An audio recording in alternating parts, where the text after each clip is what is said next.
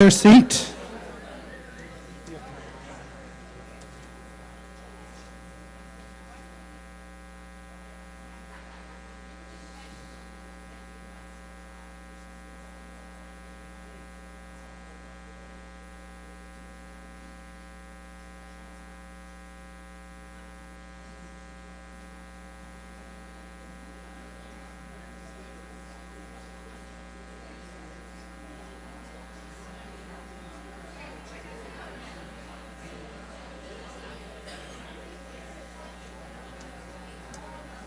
Is Marianne in here? Marianne's old. Okay, I was making sure you were back in here before we got going.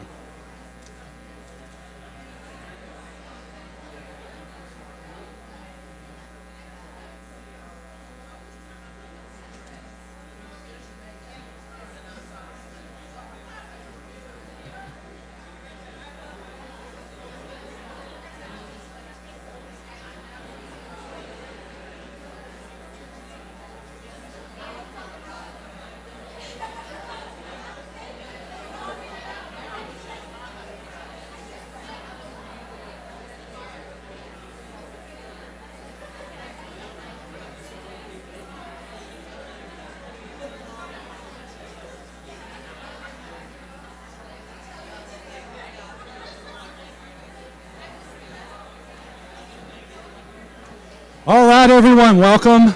Welcome to the Great Hall tonight. If I can have everyone's attention. Hello, hello, hello.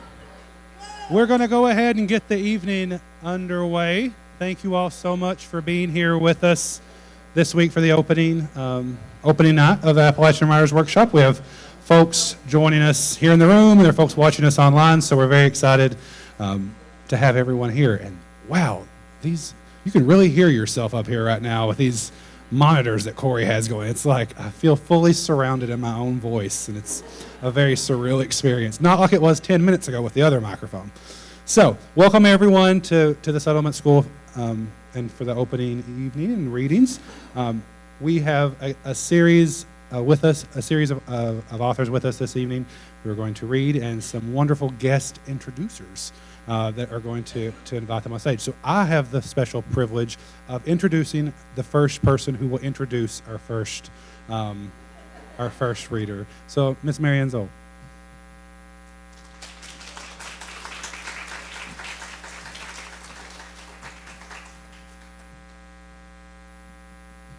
So I asked Melissa if she wanted to preview my introduction, and she said, "I trust you."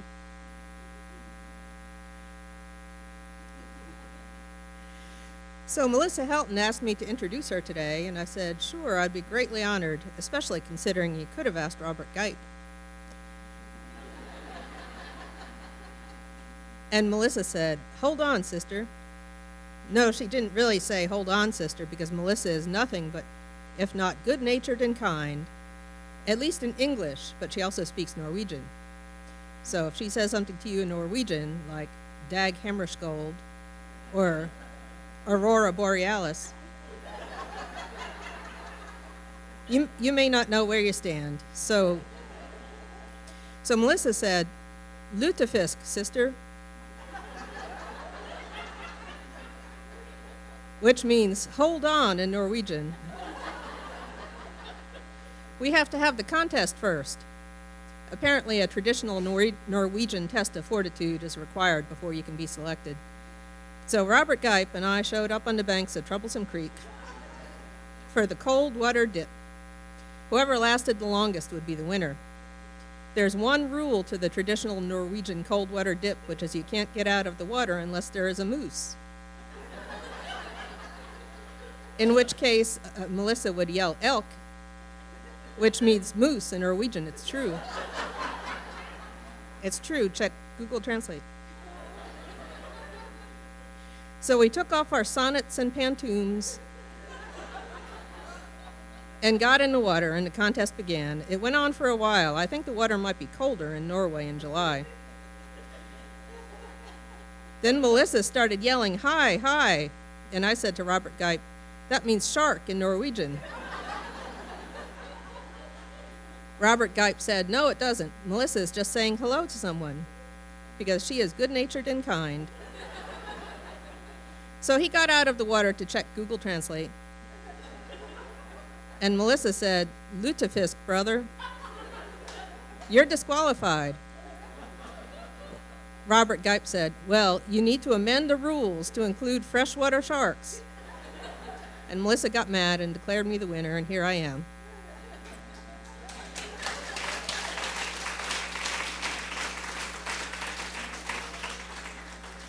We are so proud to have Melissa on the staff at Heinemann. She has an MFA in poetry and a doctorate in education and doesn't stop learning. She reads 100 books a year, and I am the happy recipient of a few of them after she is done.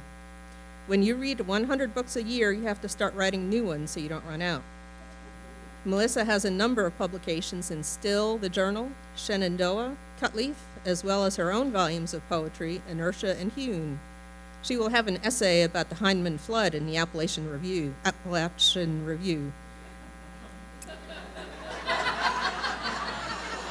I'll leave now. Her writing is the kind that makes you feel like you understand humanity better when you are done. I wouldn't choose anyone else to go through a flood with.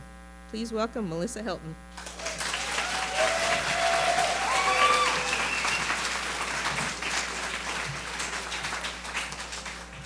Well, that was just the most touching and absurd thing I've ever heard. Thank you, Marianne. This is my first time officially on the lineup, so especially that's a wonderful introduction into my experience as it keeps shifting here at Heinemann. So I'm super excited to be up here. And for the next 10 minutes, I'm not an employee of Heinemann Settlement School, and no opinions expressed bear any weight on my employed self. So these are from a unpublished collection called Sourwood that I'm working on. Give me poems.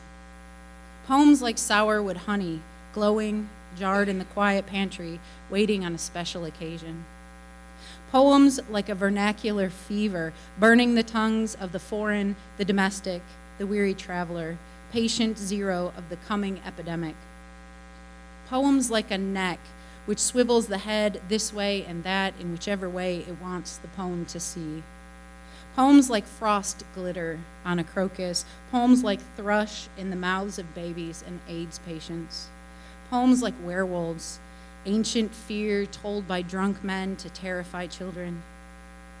Poems like lice, a light on your head, hard to rid, all the house bedding in boiling water, contagious when we put our faces together. Poems like a line that become a quote, that become a battle cry, that become a meme, that become a bumper sticker printed in China condemning capitalism. Poems like fennel soup on the stove, steaming off its telltale fragrance, calling to the table you who hate it but are hungry enough to eat. Oh, wow, thanks. We can just hold all the adoration till the end. You're harshing my vibe.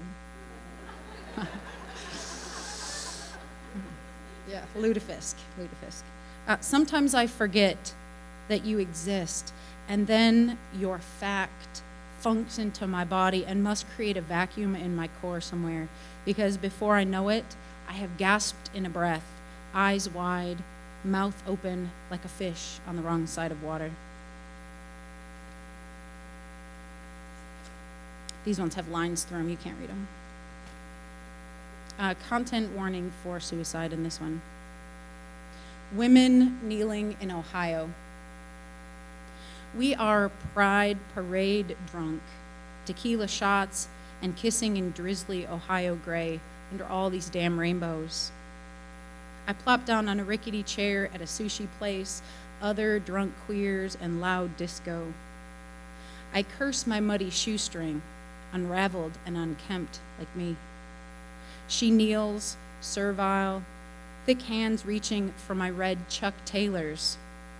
Her blue eyes flick up as she ties, wobbly, playful.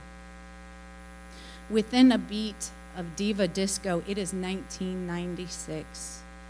I kneel on a wooden porch, Ohio dark, thick autumn, before a bonfire at a cute girl's house. 16, red hair, blue eyes also. I knelt and reached my thin hands toward her chucks, black, high-topped feet. I am 2 twists into tying her laces. She jerks her foot out of my hands. They had not been tied since heroin and depression blew Kurt Cobain's brains from his skull. I continue to kneel, looking at the space where we had both been together. My drunk love in the present raises to her chair with a grin, helpful, silly. She passes me a menu. That bonfire girl.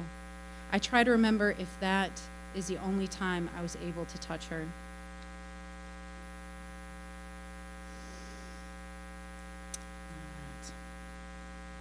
Thank you all for listening. This is fancy.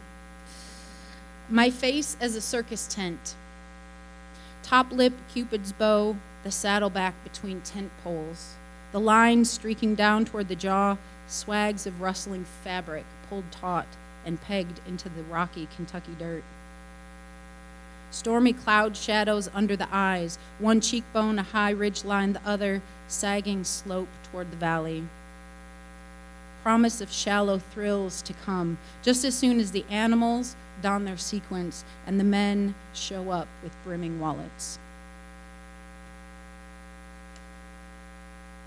This one is based off the poem of Alternate Name for Black Boys by Denez Smith. Alternate names for poets. 1, scavengers. 2, pencil clutchers. 3, the ones who cannot help but press a carcass between pages. 4, those who thread talismans. 5, dimension jumpers. 6, those who will stroke your eyelids while you sleep. 7, patriots. 8, naked dancers. 9, those who watch naked dancers with a fistful of dollars and an ache in their core. 10, chauffeurs to the potluck. 11, world alchemists. 12, word butchers. 13, madmen standing on a corner shouting at the rain. 14, those who will eat paint to hear what yellow has to say. 15, your favorite dope dealer. 16, tired. 17, the dark, hot attic. This, I think, is the most poignant poem I've ever written. I'm very proud of it. I don't want to argue, but this country sucks donkey dick.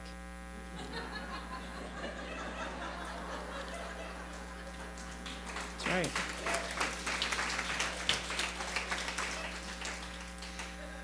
Part 2, I don't want to argue, but some days my life makes arguments for me, and today I can do little but turn it into poetry. And there is one more. This, on the page, it looks like a quiz or like a exam. So I'll finish with this one. Thank you all. Final. Name blank. 1, today's date is blank. 2, you studied your notes for today's exam. True? False? 3, this exam will be easier than the last. True? False? 4, the poet's coffee was disappointing this morning. True? False? 5, the poet is A, lonely, B, hermited, C, A,